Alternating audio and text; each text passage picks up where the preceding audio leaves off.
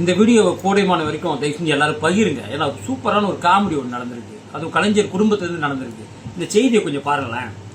என்ன போட்டிருக்காரு ஸ்டாலின், என்ன சொல்லியிருக்காருன்னா, கருணாநிதியின் சாதனைகளை சமூக வலைத்தளங்களில் பரப்புங்கள். தொண்டர்களுக்கு மு.க. ஸ்டாலின் கடிதம். என்ன சொல்லியிருக்காரு? தன்னுடைய தந்தையோடைய புகழையும் சாதனைகளையும் தமிழகம் முழுக்க பரப்புங்க. எதுல பரப்பணும்? சமூக வலைத்தளத்தில் பரப்புங்க அப்படின்னு சொல்லியிருக்காரு. அப்படியே வாங்க, அடுத்த பேஜ் ஒரு பேஜ் வருது பாருங்க. தினத்தந்தி பேப்பர் இது. இன்னைக்கு பேப்பரு 20ஆம் தேதி பேப்பரு, 21ஆம் தேதி பேப்பரு.